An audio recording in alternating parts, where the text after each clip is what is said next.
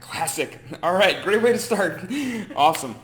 Good morning, PTI's Daily Show. Happy Friday morning. Hope your morning's off to a great start. Almost to the weekend. I'll be your host, Alan, today on Fitness Athlete Friday, serving as COO Vice and faculty member in our Fitness Athlete division. Today, of course, is Fitness Athlete Friday, which means it's the best darn day of the week.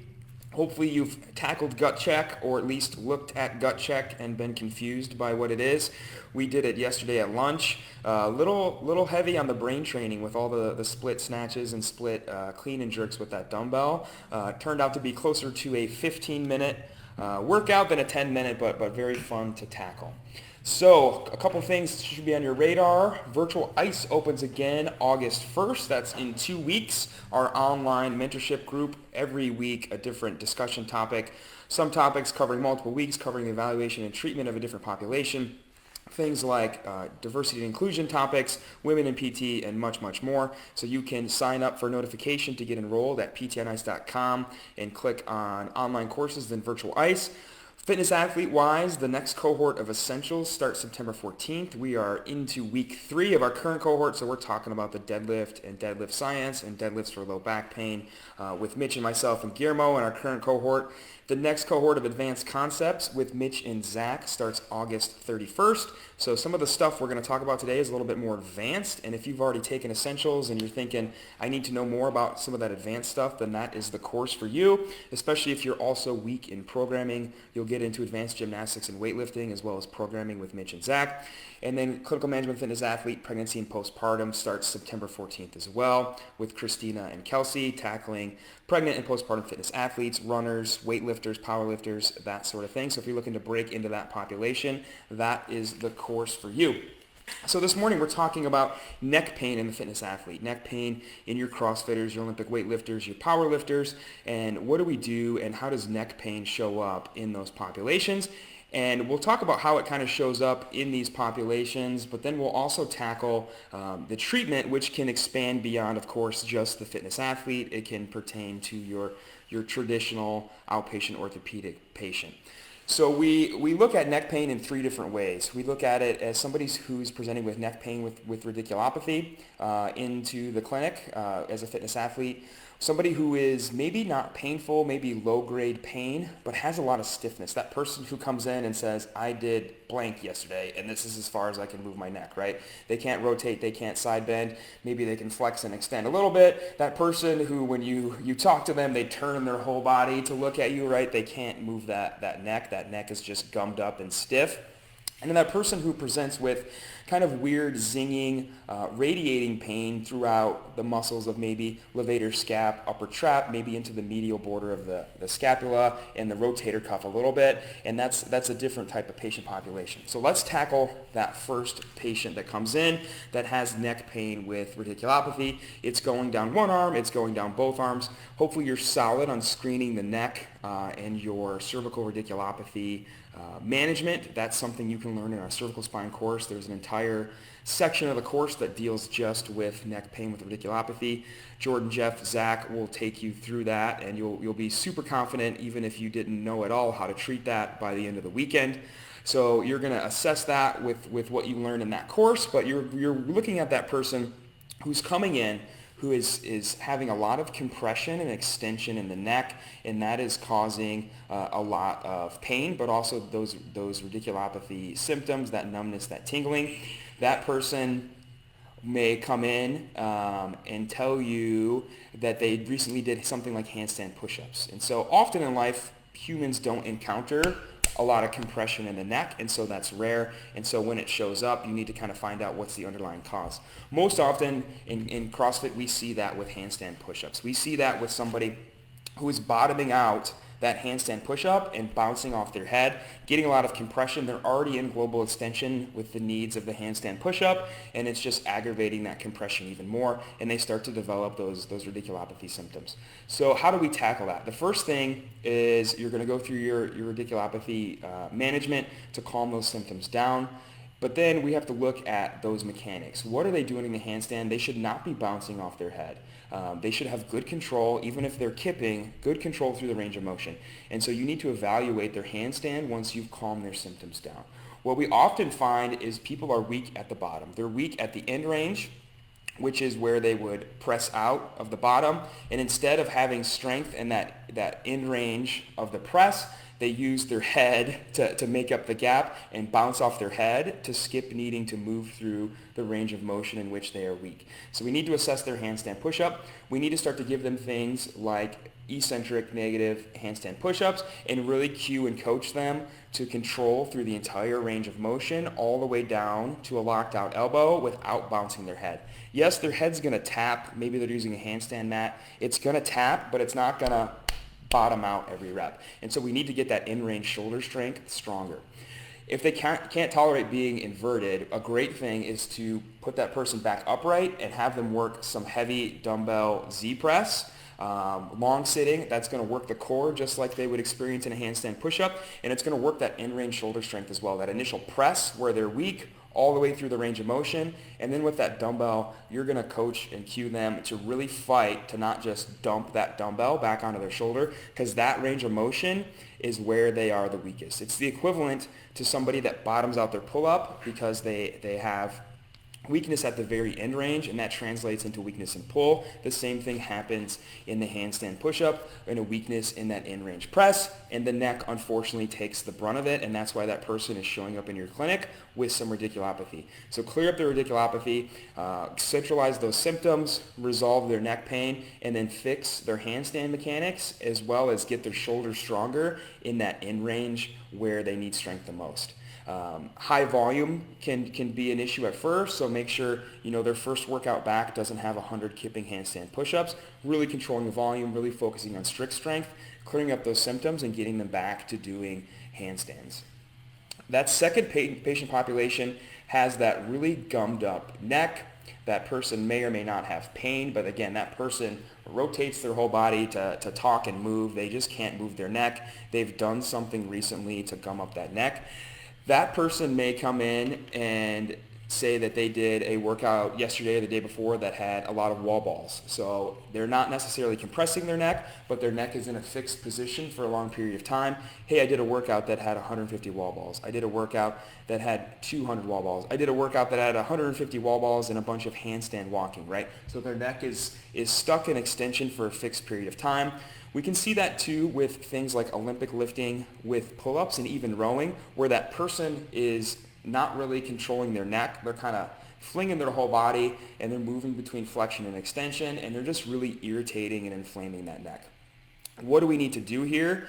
Well, we need to get the shoulders stronger, and we need to usually utilize thrust manipulation there because that person's neck isn't legitimately stiff, right? They didn't develop long-term neck stiffness 24 hours in a 24-hour period of time. It's just gummed up from that exercise. So manipulation here can be incredibly helpful. Loosen up that neck. If the muscles themselves around the neck are stiff, you can try some dry needling. These people often don't really have a lot of trigger points or any sort of pain or muscle tenderness. It's really just the neck itself.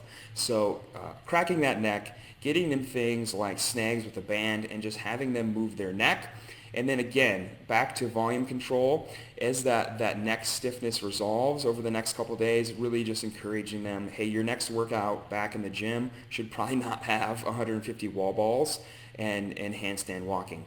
But then also looking at things like if they say this happened after I was rowing, this happened after I was doing pull-ups, this happened after I was Olympic lifting, watching their head position in those movements. Sometimes people will throw their whole body back in a row, including their neck. They'll whip into extension and then come back into flexion, and really just encouraging them. It can be as simple on the rower as, hey, find a spot on the wall and stare at it the whole time. Don't let your eyes leave that spot. That's going to keep their gaze fixed, and as they row, their eyes and their head is not going to go through that whipping motion. Same thing with pull-ups. People ask me, hey, where do you look when you're doing pull-ups? I'm fixating on a spot in front of me. My arms are moving, but I'm staring at the same spot, and that helps my neck stay in a good position. Oftentimes, again, we'll see that same pattern. People will whip into extension and come back into flexion because they're worried about what are my shoulders doing? What are my legs doing if I'm doing things like kipping and butterfly pull-ups, and they're not concerned that their neck is flailing all around until it's super stiff after the workout. So look at that. At those mechanics and just coach and cue them. It's as simple as finding a spot to gaze. In a handstand walk, we're stuck in that fixed global extension like we would be in a wall ball. And there, we just really need to get the shoulders stronger. The shoulders should be taking the majority of the work and get those neck and back extensors stronger. And we'll talk about how to do that in a second. The final patient population is that person who comes in, they maybe have like a zinging pain in their levator, their upper trap, maybe down the medial border of the scap. That person comes in and tells you this started after doing thrusters. This started after doing some snatches or some clean and jerks. And the first thing we need to do is obviously clear up that person's pain. They usually present with a lot of trigger points, especially in weird spots, especially down the medial border of the scap. It's just kind of tender in general, those muscles. And what's happening is that person is really protruding their neck and their upper back to kind of clear their head through their shoulders with overhead lifting. And here we're concerned that they do not have the shoulder mobility. It can be a coaching thing. They're just sticking their head through too much at the top of these lifts because we know we have to get our head between our shoulders for a rep to count in CrossFit and Olympic weightlifting. So it can certainly be a coaching thing, but sometimes it's just a lack of end range shoulder flexion with these overhead folks. They're missing maybe that last 10 degrees, and this is where you're going to break that person out and look at their overhead shoulder mobility. We cover this a lot in Essential Foundations and the live course of a bunch of different ways. Most of the ways that we assess shoulder mobility are not taught in school. They're much more functional, getting somebody in a squat position and checking their overhead mobility, seeing what happens when the lats are put on tension, that sort of thing. But more often than not, these people need help clearing up that last little bit of end range mobility that they're lacking and strengthening through that end range as well so that they can show you a nice finished overhead position without protruding through and kind of causing that zinging pain that they're getting in the muscles of the neck and upper back. So clear up those trigger points. Those people tend to respond well to needling, manipulation of the neck and the upper T-spine, and the cervical-thoracic junction. That can clear up their neck and upper back really well, and then help them strengthen and regain that mobility and that last little bit of in-range shoulder. Now we often get a question of how do you exercise somebody's neck, right? I know if I want to get somebody's legs stronger, I squat and deadlift. I want to get somebody's back stronger, I deadlift, shoulders stronger, pressing and stuff like that. But how do we specifically strengthen the neck? And we had a question that we, should we use stuff like the Iron Neck? You've probably seen the Iron Neck on social media. It seems recently they've dumped a bunch of money into marketing. I feel like every other ad on Instagram is Iron Neck. And I think that's a really good modality if you are an athlete that is consistently encountering compression and shearing of your cervical spine, which is somebody like your football player, your football linebacker, somebody that's tackling, somebody that is intentionally encountering those forces. But for your day-to-day person, they're not encountering those forces, right? Your office worker is not often encountering heavy compression and shearing forces throughout their neck. It's also not functional for somebody like a CrossFitter, right? To sit in a chair and do this Iron Neck thing. That doesn't show up when they are using their neck in things like a handstand push-up, when they are catching a snatch or doing a pull-up or anything like that. So it's not as functional. It's very expensive. Those things are like $700 now. And just remember, where do those muscles attach on the neck? For more or less, they're also upper back and shoulder muscles, right? All of those muscles along the scapula, along the posterior rotator cuff, those are all basically the same muscle. And so we don't need to focus on how to exercise the neck. Yes, we can do some banded retractions to specifically load the neck, but we can really just focus on shoulder mobility, shoulder stability, upper back strength. Things like change plate, YTs, and Is can really smoke somebody out.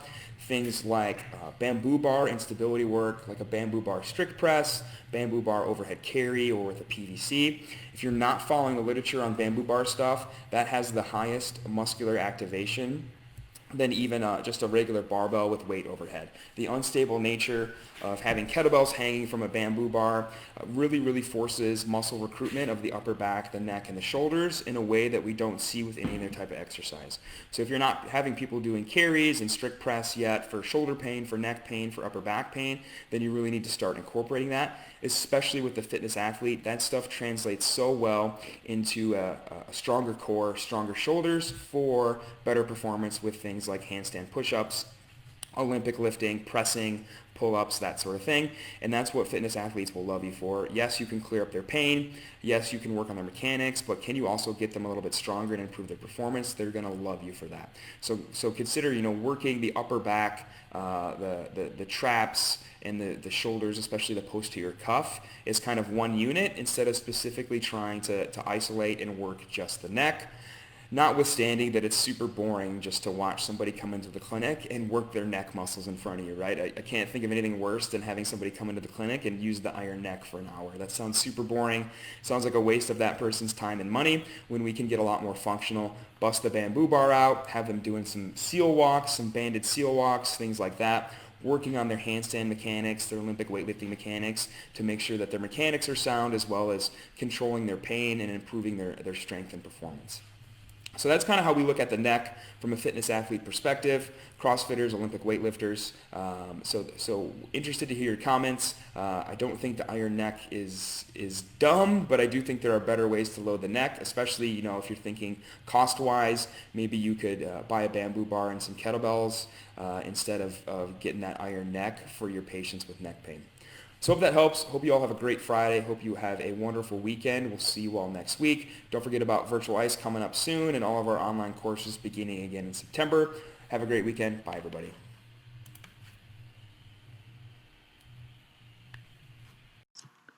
Hey, thanks for tuning in to the PT on Ice Daily Show. If you enjoyed this content, head on over to iTunes and leave us a review. And be sure to check us out on Facebook and Instagram at the Institute of Clinical Excellence. If you're interested in getting plugged into more ICE content on a weekly basis while earning CEUs from home, check out our Virtual ICE online mentorship program at ptonice.com. While you're there, sign up for our Hump Day Hustling newsletter for a free email every Wednesday morning with our top 5 research articles and social media posts that we think are worth reading. Head over to ptonice.com and scroll to the bottom of the page to sign up.